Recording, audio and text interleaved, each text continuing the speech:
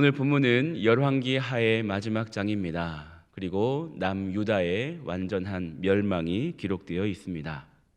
유다의 마지막 왕 시드기야는 21살에 왕위에 올랐습니다. 그런데 사실 바벨론에 의해 세워진 꼭두각시 왕에 불과했습니다. 바벨론은 이전 왕인 여호야긴을 사로잡은 후에 대신 그의 삼촌 mat단이야를 남유다의 왕으로 세우고 그 이름을 바벨론식 이름인 시드기야로 바꿨습니다. 그런데 시드기야는 왕위에 오른 후에 바벨론 왕에게 반기를 들었습니다. 배신을 한 거죠. 결국 비참한 최후를 맞게 되는데 바벨론의 느부갓네살 왕이 예루살렘을 치러 와서 약 18개월 동안 예루살렘을 포위하게 됩니다. 마침내 성 안에는 기근이 심해져서 먹을 양식이 다 떨어지게 되었고 결국 성벽이 뚫리고 말았습니다. 그러자 성 안에 있던 시드기야는 군사들과 함께 도망을 시도했지만 결국 추격한 바벨론 군대에 의해서 잡히고 말았습니다. 그리고 나서 끔찍한 일을 당하게 되는데 시드기야가 보는 앞에서 사랑하는 아들들이 다 죽임을 당했고 시드기야는 두 눈을 뽑힌 채 쇠사슬에 묶여 바벨론으로 끌려갔습니다. 그리고 얼마 지나지 않아서 바벨론의 시위대장 느부사라단이 예루살렘에 와서 성전과 왕궁과 모든 집을 불태워 버렸습니다. 예루살렘의 성벽도 헐어버렸고 성에 남아있던 수많은 백성들을 포로로 잡아갔죠. 게다가 성전의 많은 기물을 약탈해 갔습니다. 이렇게 남유다는 완전히 멸망하게 되었는데 그때가 기원전 586년이었습니다. 사실 시드기야에게는 기회가 있었습니다. 그의 아버지가 요시야거든요. 요시야는 하나님을 잘 섬긴 왕이었습니다. 전국적으로 종교개혁을 시행하고 하나님 앞으로 돌아오려고 부단히 애쓴 아버지를 둔 아들로서 자기도 내 아버지가 모시는 하나님을 나도 일평생 잘 섬겨야 되겠다라고 아버지를 본받을 수 있는 기회가 있었습니다. 또 다른 기회는 그 전에 왕을 했던 형제 여호야김, 그의 삶을 보면서 그를 반면교사로 삼아서 돌이킬 수 있는 기회가 있었습니다.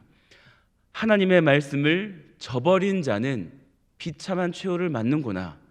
나는 형처럼 되지 말아야지 라고 결단하고 내가 무엇을 구하고 무엇을 버려야 할지 판단할 수 있었습니다.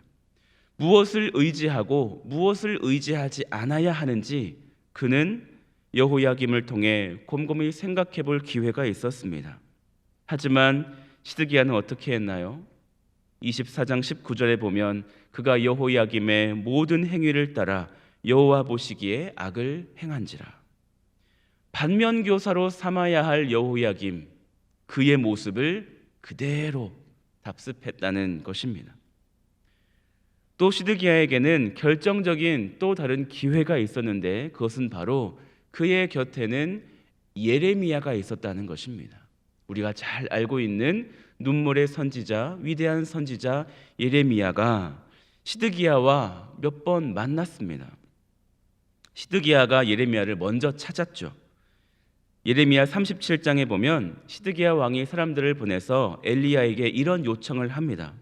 너는 우리를 위하여 우리 하나님 여호와께 기도하라. 이 나라를 위해서, 우리들을 위해서 하나님께 기도를 좀 해달라라고 요청하기도 했습니다. 하루는 시드기야 왕이 사람을 보내서 예레미야를 왕궁으로 데려와서 은밀하게 물어봅니다. 여호와께로부터 받은 말씀이 있느냐? 예레미야가 대답합니다. 있습니다. 왕이 바벨론 왕의 손에 넘겨질 것입니다. 이것이 하나님의 말씀입니다 라고 전해 주었습니다. 시드기야는 예레미야에게 도움을 청하기도 했고 하나님의 뜻을 물어보기도 했습니다. 그때마다 예레미야는 하나님의 말씀을 분명하게 전해 주었습니다. 예레미야 38장 17절 18절을 읽어드리겠습니다. 예레미야가 시드기야에게 이르되 만군의 하나님이신 이스라엘의 하나님 여호와께서 이와 같이 말씀하시되 네가 만일 바벨론의 왕의 고관들에게 항복하면 네 생명이 살겠고 이 성이 불사름을 당하지 아니하겠고 너와 네 가족이 살려니와 네가 만일 나가서 바벨론의 왕의 고관들에게 항복하지 아니하면 이 성이 갈대아인의 손에 넘어가리니 그들이 이 성을 불사를 것이며 너는 그들의 손을 벗어나지 못하리라 하셨나이다. 멸망당하기 전에 왕궁이 불사름을 당하기 전에 이미 예레미야가 시드기야 왕에게 했던 말입니다. 바벨론에게 항복하는 길만이 살 길이라는 것을 말해 주었습니다. 하지만 시드기야는 예레미야의 말에, 하나님의 말씀에 귀를 닫아버렸고 주어진 어느 기회도 붙잡지 못했습니다. 시드기야는 대신 측근 사람들의 말에만 귀를 기울였죠. 왕의 신하들은 예레미야를 죽이자고 했습니다. 예레미야가 평안을 구하지 않고 오히려 재난을 구하면서 성에 남아있는 군인들의 사기와 백성들의 사기를 떨어뜨리니 예레미야를 죽여버립시다 라고 왕에게 얘기했고, 왕도 얘기합니다. 내가 너희들을 반대할 이유가 없다. 반대하지 않고 같이 예레미야를 처형하고자 하는 마음을 가졌죠. 시드기야는 예레미야에게 하나님의 뜻을 구했지만 정작 그 말씀을 들으려고는 하지 않았다는 것을 볼 수 있습니다. 오히려 잘못된 길을 얘기하는 측근들의 말에 이미 마음을 다 뺏긴 상태였습니다.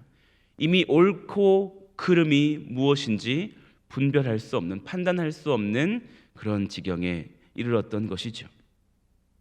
그런데 시드기야의 모습을 가만히 보고 있자면 오늘 우리의 모습이 보이기도 합니다.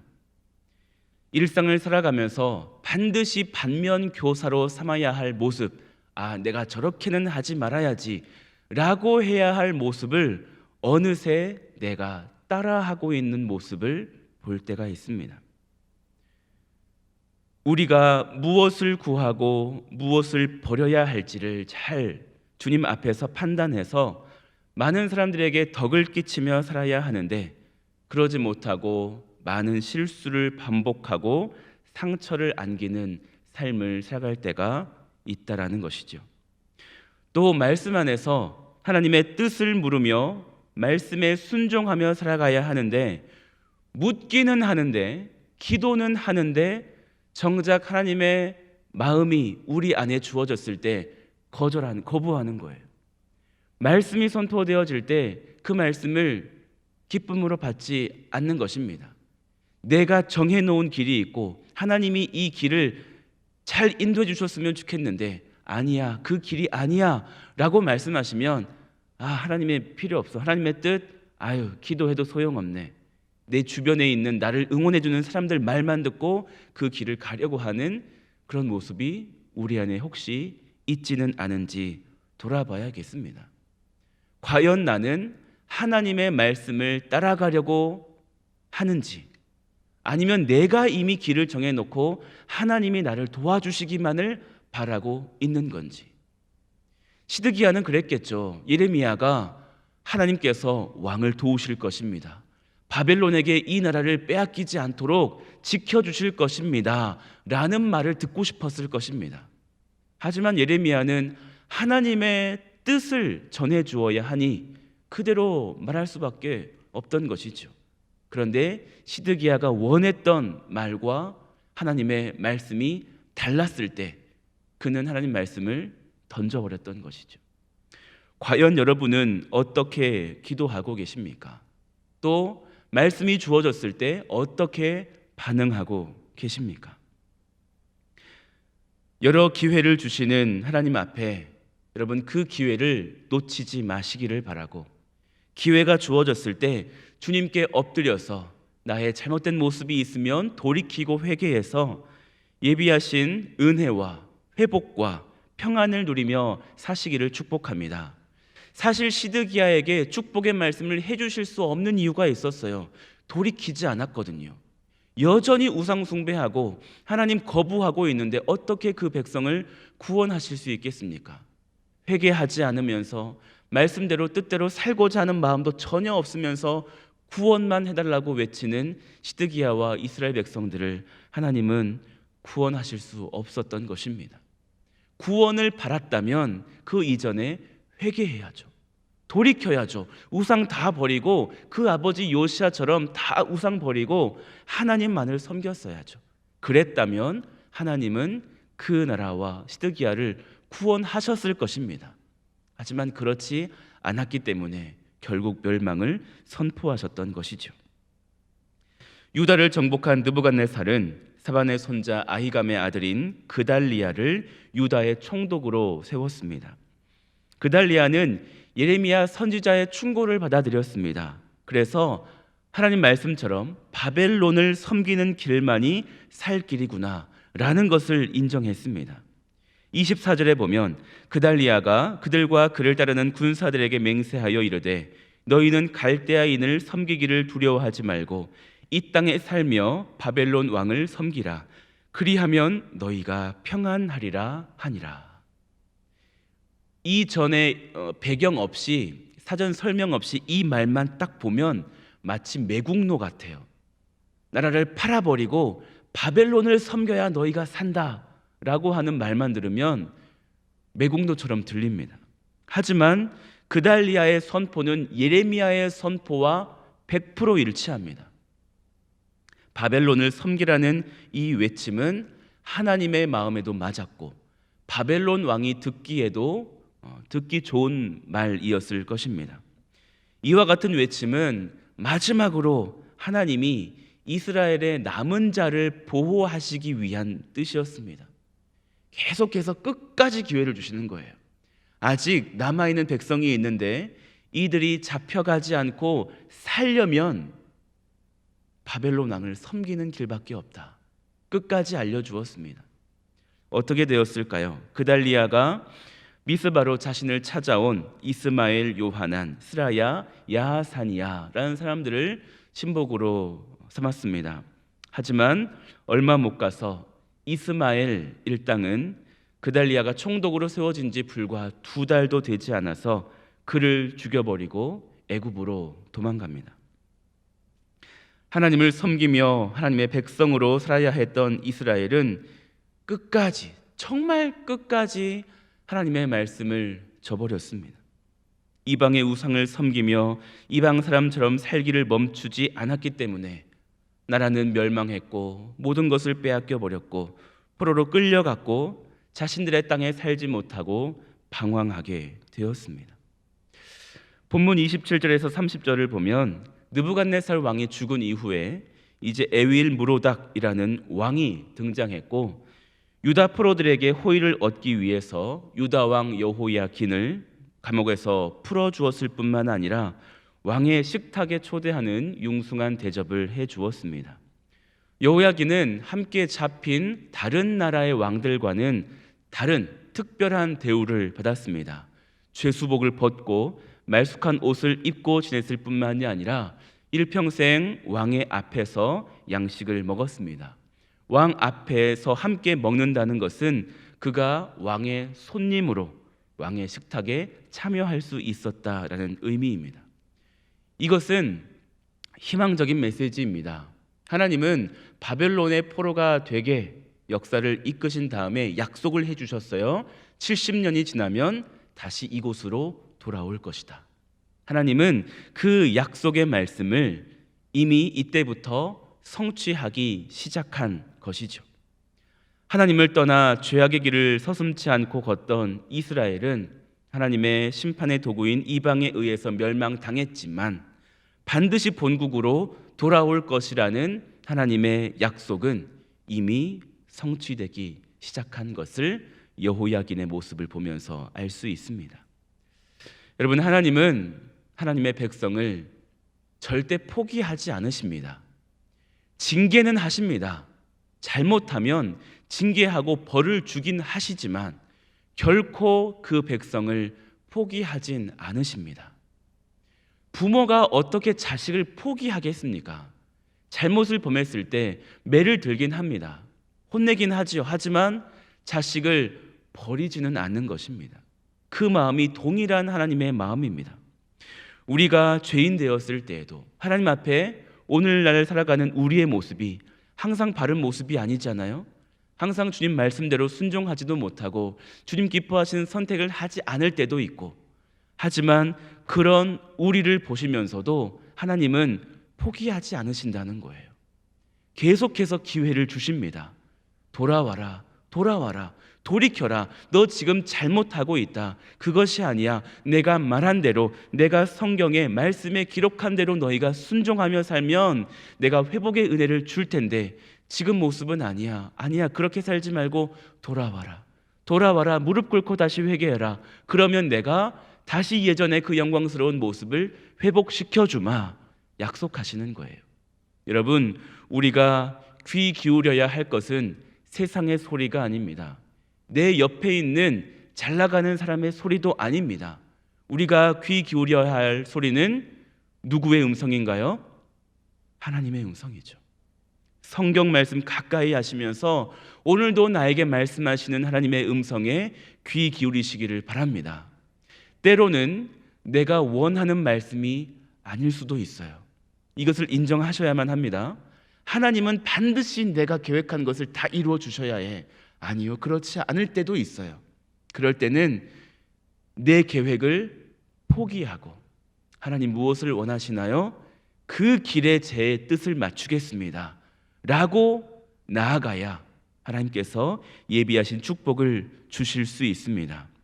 오늘도 우리를 포기하지 않으시고 끝까지 우리를 사랑하시며 우리를 악에서 건져주시기를 원하는 하나님 앞에 그 하나님을 온전히 신뢰하고 소망하며 온전히 주님 따라가는 보배로운 교우들 다 되시기를, 이번 한 주도 승리하시기를 주님의 이름으로 축원합니다. 아멘. 기도하겠습니다. 하나님, 오늘 남유다의 마지막 모습을 보면서 우리의 삶을 돌아봅니다. 마지막 왕 시드기야의 선택을 보면서 과연 나는 하나님 앞에 잘 살아가고 있는지 돌아봅니다. 하나님, 혹여라도 우리의 무지와 이기심으로 붙들어야 할 것을 놓치고 붙들지 말아야 할 소리에 이끌려 가고 있다면 하나님, 우리의 어리석음을 용서하여 주시고 이제라도 다시 하나님의 뜻에 우리의 뜻을 맞추게 하여 주시옵소서.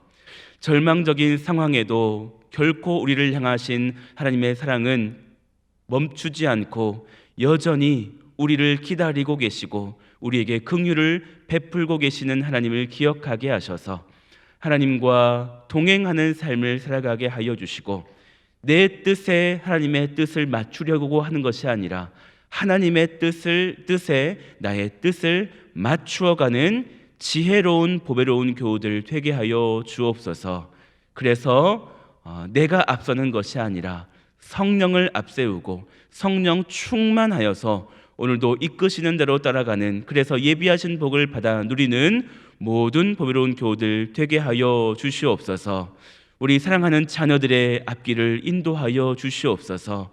하나님, 우리 자녀들 능력의 장중에 붙잡아 주셔서 주님 기뻐하시는 선택을 하게 하시고 주님께 다시 돌아와서 하나님의 복을 받아 누리게 하여 주옵소서. 세상이 주는 복을 따라가지 않게 하여 주시고 진정한 복은 하나님 안에 있으니 하나님 신앙을 회복하게 하시고 더 굳건한 믿음을 갖게 하여 주시고, 그래서 우리 자녀의 삶을 돌보시는 하나님을 날마다 경험하며 살아가게 하여 주시옵소서. 오늘도 가정에서 직장에서 하나님께서 기뻐하시는 선택을 하며 살아가게 하여 주시고 맡겨주신 사명 잘 감당하며 하나님께 영광 올려드리며 승리하게 하여 주시옵소서. 오늘도 하나님의 은혜에 감사하여서 예물 올려드리는 손길이 싸우니 받으시고 삶에 넘치는 은혜로 채워 주시옵소서. 몸이 연약하고 마음이 약하여 주님께 간구하는 우리 교우들의 기도를 들어주시고 주님 회복시켜 주셔서 다시 이 예배의 당에 함께 모여 기쁨으로 주님 찬양하는 그날이 속히 오게 하여 주시옵소서. 육신도 마음도 영혼도 함께 주님께서 회복시켜 주시고 강건케 하여 주시옵소서. 모든 감사와 영광을 주께 올려드리며 예수 그리스도의 이름으로 기도하옵나이다. 아멘.